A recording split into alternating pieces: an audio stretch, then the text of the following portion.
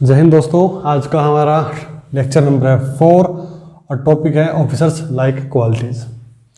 अभी हमने पिछले लेक्चर नंबर 3 के अंदर डिस्कस किया था हायर फैक्टर वन क्वालिटी, जिसमें था effective intelligence, logical reasoning, organising ability and power of expression. हमने 4 क्वालिटीज़ को समझने की कोशिश की थी। नेक्स्ट जो फैक्टर है वो है फैक्टर नंबर 2, जिसका नाम है सोशल एडजस्टमेंट, यानी कि आप समाज में किस तरीके से बिहेव करते हैं, कैसे एडजस्ट करते हैं ना। चलिए, पहली इसके अंदर आती quality social adaptability. Social adaptability, इसको मैं केवल एक वर्ड में समझाने की कोशिश करूंगा, जिसका मतलब है balanced emotion. Balanced emotion, balanced emotion, balanced emotion, यानी कि जब आप समाज में रहते हैं, किसी से प्यार से बात करते हैं, किसी से गुस्से में बात करते हैं, है ना, ऐसा चलता है ना, किसी के साथ बनती है, किसी से नहीं बनती। मतलब कि आपका सोशल अडेप्टेबिलिटी कैसा है, आपके इमोशंस कैसे हैं, इस पर डिपेंड करता है। किसी को हम पसंद करते हैं, किसी से पसंद नहीं करते, बहुत सिंपल सा। तो सोशल अडेप्टेबिलिटी का मतलब है कि वो एक ऐसा रिलेशन जो अपने फ्रेंड्स, टीचर, नेबर, रिलेटिव्स, आसपास की सोसाइटी में, समाज के साथ, अपने जहाँ पे आप जॉब कर रहे हैं वहाँ पे आपके रिलेशन कैसे हैं, स्कूल में कैसे रिलेशंस हैं, कॉलेज में कैसे रिलेशंस हैं, आप किस तरीके से बिहेव करते हैं उनके साथ, किस तरीके से इंटरेक्ट करते हैं, आप किस तरीके से गिव एंड टेक का फार्मूला अपनाते हैं लाइफ के अंदर, वो सारा का सारा कवर होता है सोशल अडेप्टेबिलिटी के अंदर, कि आप समाज में किस तरीके से रिलेशंस को डील करते हैं। तो हमें किस तरीके से डील करना चाहिए, ये क्वालिटी क्यों देखी जा रही है? इसीलिए देखी जा रही है क्योंकि जब आप सेना में ऑफिसर बन जाएंगे तो आपको डिफरेंट कल्चर के, डिफरेंट एरिया के लोगों को लीड करने का मौका मिलने वाला है। तो आप उनको अच्छे से एडजस्ट कर सकें, उनको एडजस्ट कर सकें और उनमें अपने आप को भी एडजस्ट कर सकें अच्छे से, है ना। तो इसलिए फैक्टर होना चाहिए। अगर आप अपने स्कूल में ढंग से नहीं रह सकते, 5 दोस्तों के बीच में आप ढंग से नहीं रह सकते, 2-4 अड़ोसी पड़ोसी जो आपके हैं उनके साथ अगर आप अच्छे ढंग से बना के नहीं रख सकते, अब आपको 2-4 जो टीचर पढ़ाते हैं उनसे आपकी नहीं पढ़ती है, तो भाई सेना में कैसे पटेगी? इतने सारे वहाँ तो अलग अलग कल्चर के लोग आए हुए हैं ना, पॉसिबल है? नहीं पॉसिबल। इसलिए जो बोर्ड है वो एक क्वालिटी देखते हैं कि सोशल अडेप्टेबिलिटी, क्या बंदा यार एडजस्टमेंट कर सकता है ना, और वो करता है तो कैसे करता है, उसका तरीका क्या है, वो भी मैटर करता है। तो अगर मैं बताऊं कि ये क्वालिटी आपके अंदर है या नहीं है, आप कैसे चेक करोगे अपने अंदर, वो समझने से पहले आप एक एग्जाम्पल समझिए। एग्जाम्पल का नाम है हम कोई भी नाम दे सकते हैं एग्जाम्पल का, कि मेरा कुत्ता टॉमी, तेरा कुत्ता कुत्ता, ऐसे ऐसा है, तेरा कुत्ता कुत्ता, मेरा कुत्ता टॉमी, है ना, वो वाला एग्जाम्पल में फिट बैठता है। समझिए इसको कैसे है। मान लीजिए फॉर एग्जाम्पल 2 पर्सन है, एक पर्सन है ए, एक पर्सन है बी, ठीक है। दोनों ही क्या है, बेस्ट फ्रेंड है। क्या है भाई, दोनों बेस्ट फ्रेंड हैं, दोनों कॉलेज में पढ़ते हैं। अब होता है क्या कि जो बंदा ए है, इसका एक छोटा भाई है, छोटा भाई, वो भी उसी कॉलेज में पढ़ता है, छोटी क्लास में मान लीजिए। वो इसके पास आता है, ये दोनों एक साथ खड़े थे, बात कर रहे थे, दोनों फ्रेंड ए और बी, और इसका नाम बदल देते हैं। इसका भाई, ए का भाई है सी, ए का भाई है सी। ए बी बहुत अच्छे दोस्त हैं, कॉलेज में बैठ के चाय पी रहे थे। ए का भाई सी रोता हुआ ए के पास गया और ए को बताने लगा कि ऐसे ऐसे क्लास में कुछ बच्चे हैं जो मुझे तंग करते हैं, रैगिंग करते हैं, छेड़ते हैं, डिस्टर्ब करते हैं, है ना। ये बात कौन बोल रहा है? ए का छोटा भाई सी ए को ये बात बोल रहा है। बी भी यहीं पे बैठा हुआ है, चाय पी रहा है, इसके वो भी सुन रहा है। ए को गुस्सा आता है, भाई सिंपल सी बात है, अगर उसके कोई छोटे भाई को तंग करेगा तो बड़े भाई को गुस्सा आना लाजमी है। ए को गुस्सा आ गया, कहता है छोटे तू जा, आगे काम मैं देखता हूँ। इसको गुस्सा आ गया। ये बी को कहता है कि चल, जो सी को, मेरे भाई को छेड़ते हैं, तंग करते हैं, आज उनकी पिटाई करके आते हैं यार, पूछ के तो हैं कि मामला क्या है। बी कहता है कि अरे छोड़ यार, नॉर्मल सी बात है, बच्चा नया नया कॉलेज में आया है, रैगिंग वैगिंग तो होना बड़ी सिंपल सी बात है। जो बी है वो ए को समझा रहा है कि छोड़, गुस्सा ना कर, ए शांत हो जा, छोटी सी बात है, छोटी मोटी मस्तियाँ चलती रहती हैं। और इसकी बात को मान के शांत हो जाता है। ठीक है, मामला खत्म हुआ। अब कुछ दिनों के बाद बी का छोटा भाई डी, ये दोनों कैंटीन में बैठे चाय पी रहे हैं। ये पढ़ने वाले बच्चे नहीं, चाय पीते रहते हैं ना, ये चाय पी रहे हैं। अब डी बी के पास आया रोता हुआ, ये भी उसी कॉलेज में पढ़ता है, डी भी उसी कॉलेज में पढ़ता है, छोटी क्लास में। ये आगे कहता है कि कुछ लोग ना मेरी रैगिंग करते हैं, मुझे तंग कर रहे हैं भाई। बी कहता अच्छा, इतनी हिम्मत, मेरे होते हुए तुझे तंग कर रहे हैं। ये आव देखता है ना ताव देखता है, उठता है, डी की क्लास में जाता है और उन बच्चों की पिटाई कराता है जो उसके भाई को छेड़ते थे। और ये देखा बैठे बैठे देख रहा है, कह रहा अच्छा बी बड़ा गंदा है, जब मेरे भाई के साथ हुआ था तो बी बड़ी ज्ञान की बातें दे रहा था मुझे, अरे कोई बात नहीं, छोटी मोटी बातें हैं, रैगिंग वैगिंग चलती रहती है, कोई खास बात नहीं। हालांकि रैगिंग करना एक बहुत क्राइम है ना, अभी तो क्राइम है। लेकिन जब उसके भाई की बात आई तो उठा, मेरे से बात तक भी नहीं की, ये भी नहीं कहा कि चल मेरे साथ, उठा और गया दोस्तों को लेके और उसकी क्लास में जाके जो तंग करते थे उनको पीट के आ गया। अब देखिए बी कि क्या इमोशन बैलेंस्ड हैं यहाँ पे, बैलेंस्ड इमोशन बात है। जब बी के भाई के साथ घटना घटी तो वो गुस्से में आया और उसने एक्शन कर दिया। एक्शन क्या कर दिया कि इसके दोस्तों की जाके पिटाई कर दी, जो भी इसको छेड़ते थे उनकी पिटाई कर दी। जब उसके दोस्त की बारी थी ए, और जब ए के भाई सी को कुछ लोग तंग कर रहे थे तब बी इसको समझा रहा था। यानी कि बी कैसा बंदा है, बी ऐसा बंदा है कि भाई मेरा कुत्ता तो टॉमी है और तेरा कुत्ता कुत्ता है। जब बात अपने पे आ जाए तो बस फिर कुछ और रिएक्शन करना, जब बात दूसरों की हो तो फिर कुछ और रिएक्ट करना। यानी कि इस बंदे की जो इमोशन है वो बैलेंस्ड नहीं है, मतलब इस बंदे के अंदर सोशल अडेप्टेबिलिटी की क्वालिटी नहीं है या बहुत कम है। तो ऐसे में सेना में अफसर नहीं चाहिए। अगर ऐसे सेना में अफसर पहुंच गए तो कल को क्या होगा, मान लो मैं हरियाणा का हूँ, मेरे हरियाणा के बहुत सारे जवान मेरे पास हैं, कुछ कर्नाटक साउथ इंडियंस भी हैं, और मुझे काम करवाना है। तो हो सकता है हरियाणा का कोई मेरे गांव का लड़का हो, मेरे गांव के आसपास का लड़का हो, उसको हो सकता है मैं मैथ्स में ड्यूटी लगा दूं कि तू मैथ्स में खा, खीर पूड़ियाँ है ना। और जो राजस्थान यूपी बिहार के बंदे हैं, साउथ इंडियन जवान हैं, उनकी पिलाई करके रखूँ, ये करो वो करो ये करो। जो मेरे गाँव के हरियाणा के उनको थोड़ा सा एक स्पेस सॉफ्ट कॉर्नर दे दूँ यूनिट के अंदर, बाकियों की रेल बना के रखूँ। तो ऐसे में होगा क्या, ऐसे में जो दूसरे जवान हैं वो कभी भी अपने लीडर की रिस्पेक्ट नहीं कर पाएंगे। और जब भाई क्लास में स्टूडेंट टीचर की रिस्पेक्ट नहीं कर पा रहे तो वहाँ कौन सा पढ़ाई की बात चलने वाली है। तो मतलब अगर ऐसे जवान जो अपने ऑफिसर की रिस्पेक्ट नहीं करते तो ऑफिसर उनसे कैसे काम करवाएगा, कैसे लीड करेगा। यानी कि जो भी उस ऑफिसर को टास्क दिया जाएगा, जब वो अपने जवानों के साथ वो टास्क करने जाएगा तो सबसे पहले जवान उससे पूछेंगे तो आजा तेरे इमोशन बैलेंस करते हैं ना। ठीक है, मजाक एक फनी लैंग्वेज में आपसे बात कर रहा हूँ। तो बच्चों सोशल अडेप्टेबिलिटी का एक होना है कि नहीं, एक ऐसा ऑफिसर चाहिए जो सबके साथ एक अच्छी गुड विलिंग एस्टेब्लिश कर सके, सबके एक नज़र से देख सके, जस्टिस कर सके, और ये अपना पराये की भावना। और वैसे भी जब कंधे पे 2 स्टार होंगे तुम्हारे, जब तुमने यूनिफॉर्म में डाल ली तो फिर तुम्हारे लिए ना फैमिली मैटर करनी चाहिए है ना, फिर तो तुम्हारे लिए कंट्री फर्स्ट हो जाना चाहिए। एवरी टाइम कंट्री फर्स्ट एक सेना का एक है भी ऐसा एक फार्मूला कि सबसे पहले नेशन फर्स्ट होना चाहिए, उसके बाद जिन लोगों को आप लीड कर रहे हो उनका honour, safety, welfare, comfort number 2 पे आना चाहिए। और अगर कुछ बचता है तो नंबर 3 पे तुम अपने और अपने परिवार के बारे में सोच सकते हो। ठीक है बच्चों, तो nation first, nation first. Cooperation, तो अपने इमोशंस को बैलेंस करना सीखिए भाई। अगर आपके घर में ऐसा होता है कि अच्छा मेरे भाई की कोई पिटाई कर दे, उसकी पिटाई करूँगा, पड़ोसी के भाई को पीट के चला जाए कोई फर्क नहीं पड़ता, या तुम्हारे दोस्त के भाई को पीट के पकड़े तो कोई फर्क नहीं पड़ता, मतलब तुम्हारे इमोशंस बैलेंस नहीं है। तो अब अपने मन से पूछो क्या तुम्हारे इमोशन बैलेंस्ड हैं या नहीं, वो बिल्कुल ट्रूली आंसर देगा आपको, क्योंकि मन कभी झूठ नहीं बोलता। हम खुद से झूठ बोल सकते हैं लेकिन मन हमसे झूठ नहीं बोलता। नेक्स्ट क्वालिटी है कोऑपरेशन। कोऑपरेशन कोऑपरेशन कोऑपरेशन बहुत मस्त क्वालिटी है। इसका हम बच्चे मतलब लेते हैं कि हेल्प करना। भाई हेल्प करना इसका उतना ही मतलब है जितना कि एक पेड़ की, अगर मैं एक पत्ते की बात करूँ, एक बहुत बड़ा पेड़ है पीपल का, उसका एक पत्ते की बात करूँ तो कोऑपरेशन का मतलब अगर मैं हेल्प लेना समझता हूँ तो वही बात है कि एक पेड़ के एक पत्ते की बात कर रहा हूँ। कोऑपरेशन का मतलब इससे और आगे बढ़ के डेप्थ में कुछ और हो सकता है, और वो क्या है जो मैं समझता हूँ, क्योंकि सारा जो ये परसेप्शन है सब मेरा पर्सनल है भाई, मेरा खुद का ऐसा मानना है, मेरे एक्सपीरियंस से मेरा ऐसा मानना है। ठीक है, ये मेरा खुद का पर्सनल पॉइंट ऑफ व्यू है, इसमें किसी और का व्यू नहीं है भाई।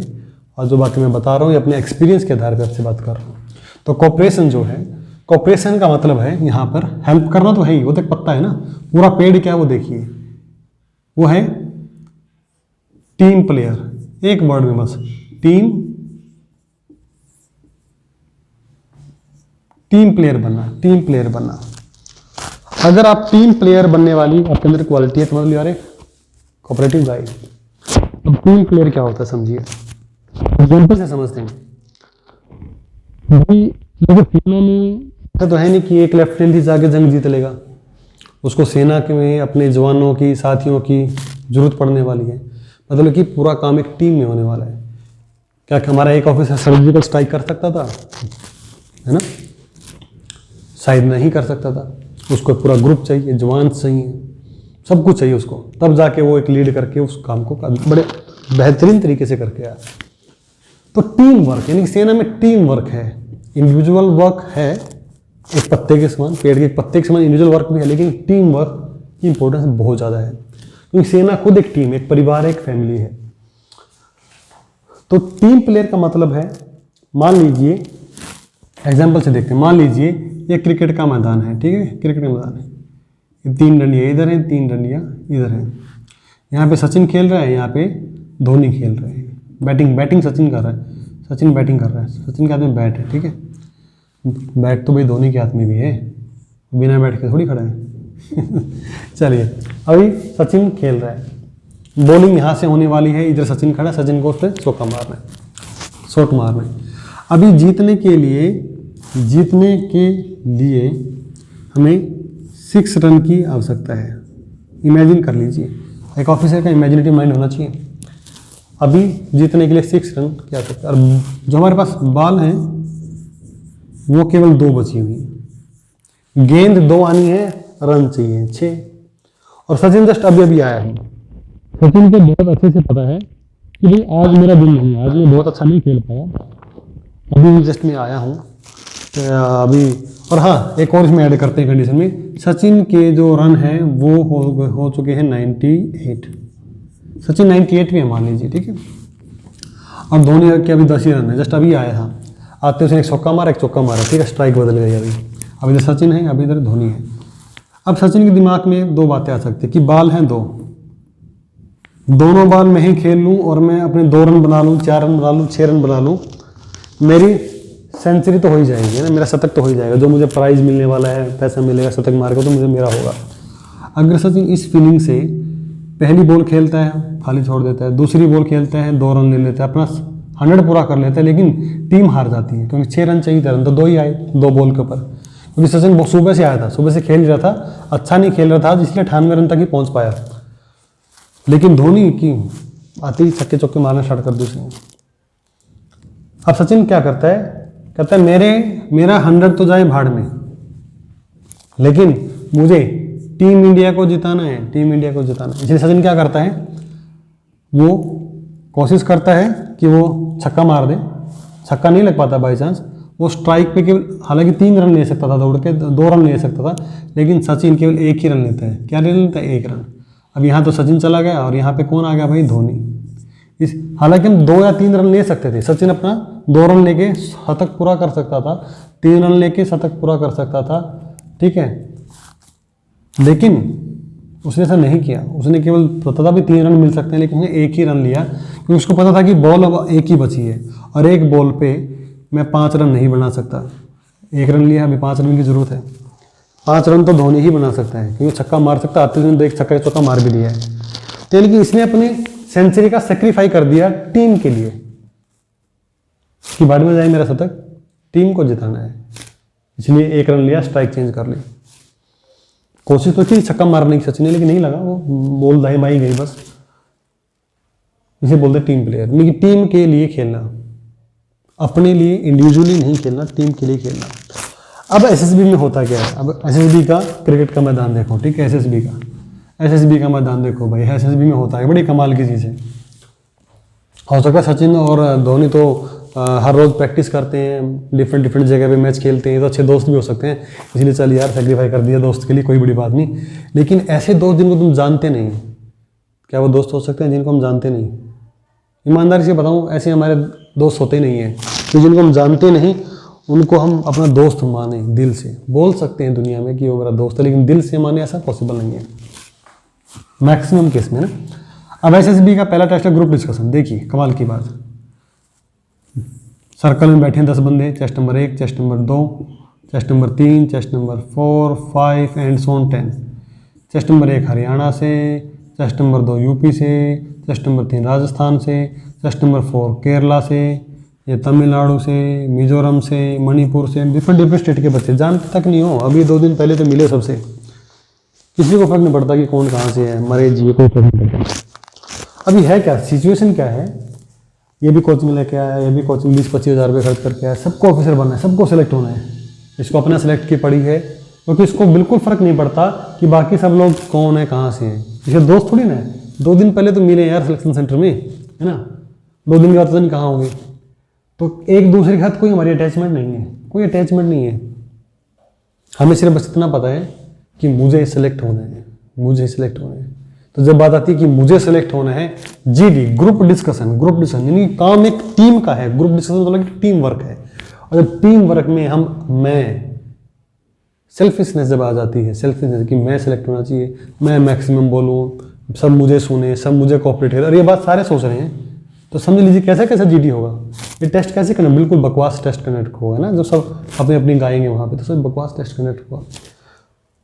कोऑपरेट करने कोई तैयार नहीं है, टीम वर्क कोई करने तैयार नहीं, क्योंकि किसी को बिल्कुल एक दूसरे से कोई अटैचमेंट नहीं, कोई फर्क नहीं पड़ता ये जीडी अच्छी हो या ना हो। बस मुझे इतना फर्क पड़ता है कि मैं बहुत अच्छे से बोलूँ और मैं सेलेक्ट हो जाऊँ। जब बात मैं की आ जाती है तो मतलब आप सेल्फिश बन जाते हैं। और जब यार ये तो वो बात होगी, प्लेन है, प्लेन के अंदर एक पायलट बैठा है, अब पीछे 100 सवारी बैठी है, पायलट को लाइफ जैकेट मिला हुआ है, प्लेन में थोड़ी सी गड़बड़ी हुई, ऊपर जंप कर गया वो कि यार मेरे पास तो लाइफ जैकेट है, मैं तो बचूंगा, 100 के 100 चाहे मरे या कुछ हो, मुझे फर्क नहीं पड़ता। अगर इस मेंटलिटी के बंदे हैं तो सेना में अफसर क्या करेंगे भाई, वो नहीं जा सकते, नहीं चाहिए, वैसे अफसर भी नहीं चाहिए ना, बनेंगे नहीं ना ऐसे, तो बन ही नहीं पाएंगे ऑफिसर, तो छोड़ो, ऐसे से भी पास नहीं होगा चाहे कितने जन्म ले लें वो। टीम प्लेयर यानी कि टीम के साथ घुल मिलकर डूब जाना ही कोऑपरेशन है। टीम के वेलफेयर के लिए सोचना ही कोऑपरेशन है। जो टास्क मिला है ग्रुप को, उसको पूरा करने के लिए टीम के साथ डूब जाना, टीम के साथ 100% इन्वॉल्व हो जाना, ये चिंता किए बगैर कि मेरा परफॉर्मेंस कैसा है, बस मुझे देखना है कि मेरे सभी साथी बहुत अच्छे से जीडी कर पाएँ, एक अच्छा एनवायरनमेंट बन पाए, और जो टारगेट दिया गया है जीडी का, हम उसको बहुत अच्छे से प्रयास करके उसको सफल कर पाएँ। अगर इस फीलिंग से आप जीडी करते हैं तो ये टेस्ट तो आपका अच्छा होगा ही होगा, आपके अंदर कोऑपरेशन भी आपका जीटीओ देख लेगा। ऐसे बहुत सारे टास्क हैं, पीजीटी जहाँ पे जी वर्ड लगता है, पीजीटी, जीडी, एचजीटी, एफजीटी, है ना, जहाँ पे जीओआर, जी वर्ड लगता है, जी का मतलब ग्रुप में वो काम करना। जब बात ग्रुप के काम करने की आती है तो मतलब कि कोऑपरेशन चेक हो रहा है, मतलब कि कोऑपरेशन चेक हो रहा है तो हमें क्या टीम प्लेयर बनना है। टीम प्लेयर बनने का छोटा सा तरीका और भी है, हमेशा ऐसे में ये सोच के जाइए जब भी आप कोई काम करें ग्रुप के अंदर कि भाई मेरा तो देखा जाएगा सिलेक्शन होगा नहीं होगा, लेकिन मुझे मेरी इस टीम को इतने अच्छे से कोऑपरेट करना है, इतने अच्छे से इनको अपॉर्चुनिटी प्रोवाइड करवानी, इतने अच्छे अच्छे आइडिया मैंने अपनी टीम को देने हैं ताकि वो इस प्रोग्रेसिव ग्रुप टास्क को बहुत अच्छे से कर पाएँ। मुझे आइडियाज़ अपनी टीम को देने हैं ताकि मेरे जो दूसरे साथी हैं उस टीम वो आइडिया ले और वो उस तरह से एक्शन करें और उसको अच्छे से कर पाएँ, ना कि मैं खुद फट्टे बल्ली उठाऊँ, मैं खुद करके पूरा टास्क कवर कर जाऊँ और मेरे बाकी साथी पीछे रह गए, क्योंकि वो कोचिंग लेके नहीं आया था ना, मैं तो कोचिंग वाला बंदा हूँ, तो मैं अकेला ही फटाफट करके सारा कर गया, देखा कि सेना तो पीछे ही रह गई। अरे यार तुम ये बताओ, एक ऐसा कैप्टन का क्या करोगे जो खुद ही पाकिस्तान में घुस जाए, अकेला ही जोश में आकर पीछे सेना पीछे रह जाए सारी, क्या वो अकेला पीटेगा वहाँ पे, है ना। तो भाई सेना में टीम वैल्यू इंपॉर्टेंट है। तो ऐसे जो साथी जो टीम के लिए काम करते हैं वो जीटीओ देख लेता है कि यार बंदे में दम है, इसको ले लो। तो समझ पाए टीम प्लेयर का मतलब है कि जो भी आप ग्रुप में टास्क कर रहे हैं एसएसबी के अंदर या लाइफ में भी जो आप टीम के अंदर काम कर रहे हो, अपनी टीम का जो टारगेट है उसके लिए जी जान लगा देना, ना कि अपना सेल्फ बेनिफिट सोचना। अपने सेल्फ बेनिफिट से ऊपर उठ के टीम के बेनिफिट को सोचना ही कोऑपरेशन है। नेक्स्ट है sense of responsibility. Sense of responsibility बहुत सिंपल सी क्वालिटी है, इसमें मैं केवल आपको 2 ही वर्ड बताऊंगा बस, ड्यूटी एंड डिसिप्लिन, बस। रिस्पॉन्सिबिलिटी ऐसा नहीं है कि इसके लिए अलग से कोई क्वेश्चन पूछेगा। जैसे मैंने पहला क्वेश्चन पूछा था, ये सारी क्वालिटी जितनी मैं अब तक डिस्कस कर चुका हूँ, 4 पिछले लेक्चर में, 3 इस लेक्चर में, टोटल 7 क्वालिटी हम डिस्कस कर चुके हैं लेक्चर नंबर 4 तक। ये सभी एक दूसरे से इंटरकनेक्टेड है। अब बोलोगे कैसे सर? मैंने इफेक्टिव इंटेलिजेंस में पूछा था आपसे कि आप रात को देरी से घर पे आए और घर में गैस लीक हो गई, देन क्या करोगे? तो उस बंदे को कहा कि फिर मैं खिड़की दरवाजे ओपन करूँगा, सिलेंडर को बाहर नहीं रख दूंगा और नेक्स्ट डे उसको ठीक भी करवाऊंगा। जो नेक्स्ट डे ठीक करवाऊंगा वो क्या दिखाता है? आपका सेंस ऑफ रिस्पॉन्सिबिलिटी दिखा रहा है। ये नहीं कि सिलेंडर को रख दिया छत के ऊपर, भाई करवा लेगा ठीक, इसको पापा करवा लेगा ठीक, है ना, या बड़ी सिस्टर ठीक करवा लेगी, मैं तो नवाबजादा हूँ घर का। ये फैक्टर भाग जाएगा आपका। अगर आप अपने घर के काम को, स्कूल के काम को, जो भी आपकी ड्यूटीज़ हैं घर में, हर की ड्यूटी, स्टूडेंट की ड्यूटी क्या है? स्टूडेंट की 2 ही ड्यूटी हैं। पहला, खूब सारी मस्ती करना, खूब सारी मस्ती करना, और दूसरा, खूब सारा पढ़ना। पढ़ाई करो, मस्ती करो, टाइम लगे घर के काम भी करो, है ना। तो सेंस ऑफ रिस्पॉन्सिबिलिटी, तो अपने घर में आप 1-2 घंटा जरूर ऐसा निकालिए जिसमें आप घर के काम कर सकें, है ना, जो भी आपके पेरेंट्स आपको बताते हैं। तो मेरे बच्चों, सेंस ऑफ रिस्पॉन्सिबिलिटी मतलब ड्यूटी एंड डिसिप्लिन। जो भी आप काम करें फिर ड्यूटी समझकर। आप स्कूल में जाते हैं, आपकी बहुत सारी ड्यूटीज लगती होंगी। आपकी पहली ड्यूटी तो ये है कि आप स्कूल के सभी नियमों का पालन करें। अगर आप बाइक चलाते हैं तो आपकी ड्यूटी यही है कि सबसे पहले कि आप नियमों का पालन करें। आप थोड़ी दूर जाते हैं तो हेलमेट लगा के जाएं। अब अगर आप हेलमेट लगा के नहीं जाते हो कहीं भी, इसका मतलब व्हाट, कि आपके अंदर ये फैक्टर थोड़ा सा कमज़ोर है। मैं नहीं कहता कि भाई जो हेलमेट लगा के जाते हैं वही सेना में अफसर बनते हैं, मैं वो बात नहीं कर रहा। मैं बात सिर्फ इतनी कर रहा हूँ, ये फैक्टर कैसे चेक कर सकते हो? जो भी काम है उसके कुछ ना कुछ रूल्स होते हैं। अगर आप उनको ड्यूटी समझकर डिसिप्लिन के साथ करते हैं तो इसका मतलब है कि आपके अंदर सेंस ऑफ रिस्पॉन्सिबिलिटी है। ठीक है बच्चों, सिर्फ इतनी सी बात मैं आपको बताने जा रहा था। तो जब भी आप कोई ऐसा काम करें, स्कूल्स में जाएं, घर के भी कुछ रूल्स होते हैं, स्कूल्स के रूल्स होते हैं, आप कोई ट्रैफिक बाइक चलाते हैं तो ट्रैफिक रूल्स होते हैं, तो उनको आप फॉलो कीजिए। अगर आप नहीं करते हो तो मतलब कि आपके माइंड में, आपकी पर्सनैलिटी में फैक्टर कमज़ोर है। चलिए, तो बच्चों आज मैंने बात की सोशल अडेप्टेबिलिटी की, बैलेंस इमोशन की। इमोशन को बैलेंस रखना चाहिए। ये नहीं देखना चाहिए कि मेरा है, ये उसका है। जब आपके कंधे पे 2 स्टार होंगे, आप यूनिफॉर्म में होंगे, तो पूरी कंट्री, पूरा हिंदुस्तान आपका है। उसको सुरक्षित रखने की जिम्मेवारी आपकी है। कोऑपरेशन, ये काम आप तभी रख पाएंगे जब आप टीम प्लेयर होंगे, जब आप पूरी टीम के साथ बढ़िया तरीके से उनके वेल विशर बन के काम करोगे, टीम के साथ, टीम का बेनिफिट सोचते हुए काम करोगे, अपना बेनिफिट सबसे लास्ट में रखोगे, तभी आप कोऑपरेशन, आपके अंदर ये क्वालिटी मिलेगी। क्योंकि आपको ट्रेनिंग में सिखाया जाएगा, आर्मी, एयरफोर्स, नेवी ट्रेनिंग में, कि नेशन फर्स्ट, उसके बाद नेशन फर्स्ट, मतलब नेशन में सब कुछ छोड़ना हमें आना चाहिए, घर परिवार सब कुछ, ये आपको सिखाया जाएगा। दूसरा, उसके बाद वो साथी जो आपके साथ काम कर रहे हैं, आपके अंडर काम कर रहे हैं, जो आपके जवान हैं, उनका ऑनर, उनका सेफ्टी, वेलफेयर कम सेकेंड, और लास्ट में कुछ बचता तो अपने परिवार के बारे में हम सोच सकते हैं। तो जब ये चीज़ आपको ट्रेनिंग में सिखाने वाले हैं तो देख रहे हैं भाई ये आपके अंदर ऑलरेडी थोड़ा बहुत कीटाणु है, नहीं है। आपको वहाँ पे बुलेट चलानी सिखाने वाले हैं तो एक चीज़ कंपलसरी कर दी कि आपको एटलीस्ट कम से कम साइकिल तो चलाना आना चाहिए। यार एक ऐसा बंदा जिसको साइकिल चलाना नहीं आता, उसको बुलेट चलाना सिखाने में बहुत जोर लगेगा। इतना टाइम हमारे पास नहीं है, सेना के पास नहीं है भाई। कम से कम साइकिल तो चलाना हो, साइकिल चलाना आता है तो बुलेट चलाना सिखा दें। मतलब कि छोटी मोटी सेक्रीफाई करने की फीलिंग तो होनी चाहिए। इसलिए तो ग्राउंड टास्क रखे गए हैं, ग्रुप टास्क रखे गए हैं। ग्रुप में बंदा कैसे बिहेव करता है, तो ग्रुप में अगर आप थोड़ा सेक्रीफाई करने का आपका एटीट्यूड है तो मतलब कि आपको साइकिल चलानी आती है, बुलेट सिखा देंगे आपको चलाना। समझ गए? Self sense of responsibility, duty and discipline, जो भी करें डिसिप्लिन होकर काम करें। क्योंकि जब तक आप डिसिप्लिन नहीं है तो आई थिंक सो अपनी ड्यूटी भी अच्छे से परफॉर्म नहीं कर पाओगे और ये फैक्टर आपके अंदर से गायब हो जाएगा। तो नोट कर लीजिए बच्चों, नेक्स्ट लेक्चर में बात करेंगे, लेक्चर नंबर 3 में बात करेंगे अगले फैक्टर की, जो है फैक्टर नंबर 3, जिसका नाम है सोशल इफेक्टिवनेस। नेक्स्ट लेक्चर में मिलते हैं। थैंक यू वेरी मच, जय हिंद। और जैसे कि मैंने बताया कि आप डेली न्यूज़ 30 सेकंड देखना कंटिन्यू रखें, वो आपके लिए बहुत कंपलसरी है। ठीक है जी, थैंक यू।